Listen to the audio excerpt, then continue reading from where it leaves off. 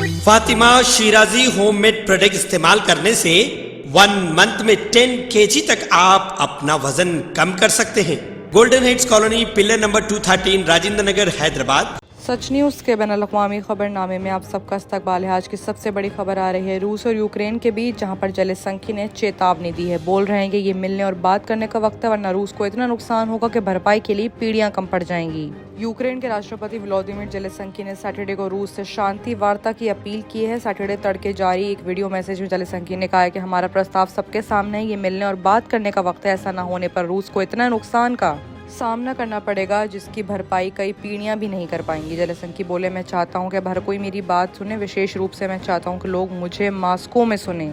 ये मिलने का वक्त है, बात करने का वक्त है, यूक्रेन के लिए अपनी अखंडता और न्याय बहाल करने का वक्त है। मारियोपोल शहर के एक थिएटर में 16 मार्च को हुए रूसी हमले के बारे में बोलते हुए जेलेंस्की ने कहा कि बुधवार को कितने लोग मारे गए थे इस बारे में कोई जानकारी नहीं मिली। हमले के दौरान इस थिएटर में हजारों लोगों ने पनाह ली थी। उन्होंने कहा कि अब तक करीब 130 लोगों को रेस्क्यू किया जा चुका है, जबकि अभी भी सैकड़ों लोग वहां पर फंसे हुए हैं। इतना ही नहीं, अगर हमले की बात करें तो बाइडेन ने जिनपिंग को वार्निंग दी है, कहा है कि रूस की मदद करने पर अंजाम उनको भुगतने होंगे। रूस यूक्रेन जंग का आज 24वां दिन है। अमेरिकी राष्ट्रपति जो बाइडेन ने जुमे को चीन के राष्ट्रपति जिनपिंग से वीडियो कॉन्फ्रेंस के जरिए यूक्रेन पर रूसी हमले और रूस पर प्रतिबंधियों को लेकर चर्चा की। वहीं बाइडेन ने रूस को किसी भी प्रकार की चीनी मदद मिलने की स्थिति में अंजाम भुगतने की चेतावनी भी दी है।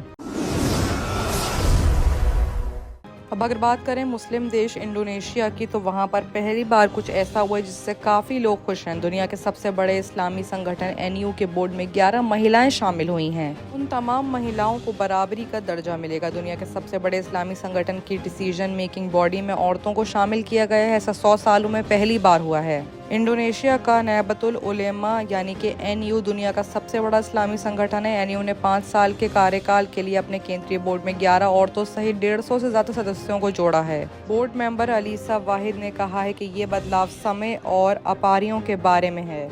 ये NU में हुई महिलाओं की भूमिका पर लगातार चर्चा का परिणाम है। बोर्ड में महिलाएं शामिल होने से NU महिलाएं कल्याण के लिए काम कर सकेंगी, जिससे उनकी स्थिति में सुधार हो सकेगा। अलीसा इंडोनेशिया के दिवंगत राष्ट्रपति अब्दुल रहमान वाहिद की बेटी हैं। राजनीति में आने से पहले उनके पिता NU के नेता गुज़दूर के रूप में जाने जाते थे।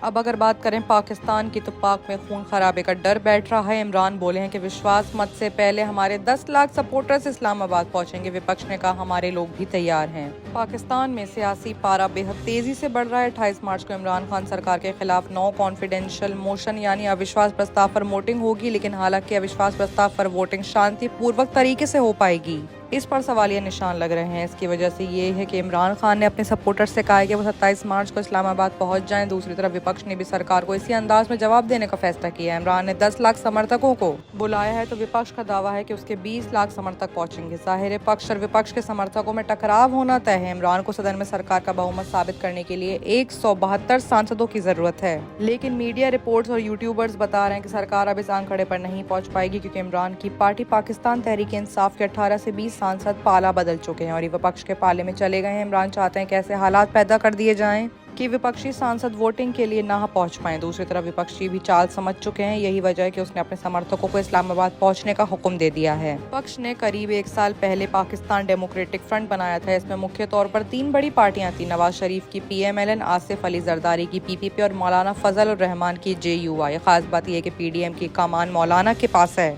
और उनकी महजबी तबकों में गहरी पकड़ है। पास में ही इमरान खान की कांट खोज के लिए तमाम कोशिशें कर रही है। सोशल मीडिया पर मौलाना को बदनाम किया जा रहा है। हालांकि मौलाना का कहना है कि वो उन अल्फाज का इस्तेमाल नहीं करेंगे जो इमरान कर रहे हैं। मीडिया रिपोर्ट्स के मुताबिक अगर विश्वास मत पर वोटिंग के दौरान पक्ष और विपक्ष के लाखों लोग इस्लामाबाद जुड़ते हैं, तो टकराव और हिंसा के होना तय है। लिहाजा फौज के इशारे पर पैरामिलिट्री फोर्स यानी पाकिस्तान रेंजर्स को राजधानी में तैनात किया जा सकता है। फिर भी हालात संभले तो फौज में स्टाइबॉन्ड पर भी हो सकती है।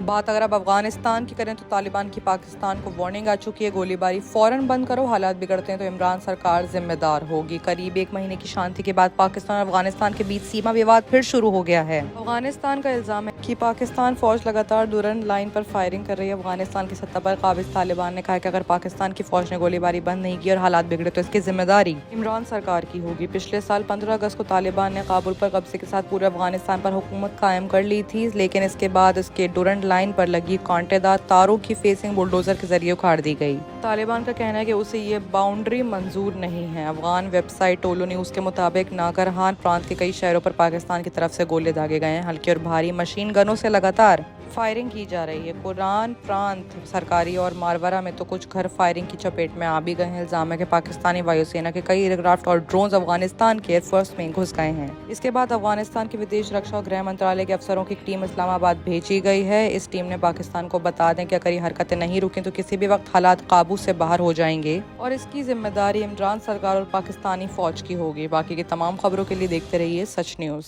गाजी kidney centre and multi speciality hospital गुर्दे और बवासीर के इलाज का 40 साल मशहूर हॉस्पिटल जहां हजारों पेशेंट्स क्योर हो चुके हैं। Doctor Husaini international national award winner और दूसरे डॉक्टर्स और लेडी डॉक्टर्स की जेर खिदमत गुर्दे के तमाम अमराज का मुकम्मल ट्रीटमेंट किया जा रहा है। गुर्दे फेल हो चुके हों, डायलिसिस करवा रहे हों, याद रखिए डायलिसिस कोई इलाज नहीं, इससे 1% भी गुर्दे रिकवर नहीं होते। हाँ, डायलिसिस टेम्पररी रिलीफ दे सकता है, लेकिन हमारे ट्रीटमेंट से गुर्दे फिर से फंक्शन में आ सकते हैं। गुर्दे श्रिंक हो गए हों या सिस्ट हो, गुर्दे की पथरी हो, कैसी भी गुर्दे की तकलीफ हो या पाइल्स यानी बवासीर, चाहे ब्लीडिंग हो या कोम, बगैर ऑपरेशन मुकम्मल क्योर ट्रीटमेंट का एक ही centre Ghazi kidney centre, DLRL main road opposite Vikas high school, Chandrayan Gutta, Hyderabad. Cell 9966930824 या 9391326261।